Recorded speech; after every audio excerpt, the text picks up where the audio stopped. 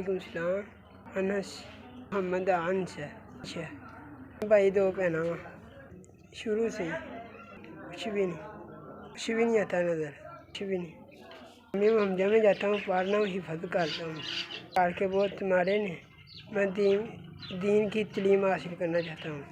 मैं पढ़ता हूँ, 8 दिन बाद आता हूँ तो मेरे पीछे खर्चा नहीं भेजते। 8 दिन बाद आता हूँ अपने भैन भरावां जामिया जिथे पढ़ना उत्थे मैं कुछ चीज़ों की जरूरत होंगी है जिथे पढ़ना तो घर वाले मगर मेरे खर्चा नहीं भेजते। अबू मेरे वास्ते गरीब ने खर्चा नहीं भेज सकते। चीज़ों की जरूरत होंगी मेरे को नहीं लेइयां जा सकदियां। मेहरबानी मेरी खिदमत करो, अपने दीन का काम मैं जारी रखा।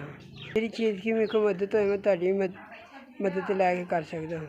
मेरी चीज़ की मैनूं जरूरत होएगी, तुहाडी मदद नाल पूरी होएगी। अस्सलाम वालेकुम भाई, तुहाडी तरफों 500 रुपया मिलिया। अल्लाह ताला तुहानूं जज़ाए खैर दे, जज़ाकल्लाह। इस भाई ने पैसे भेजे, अल्लाह नूं तंदुरुस्ती देवे, सेहत देवे, अल्लाह उन्हां दी कमाई च बरकत पाए, अल्लाह नूं खुश रखे, उन्हां दे भैन भाइयां नूं वालिदैन नूं सब नूं तंदुरुस्ती देवे, जेहड़ियां परेशानियां टेंशन ने अल्लाह दूर करे।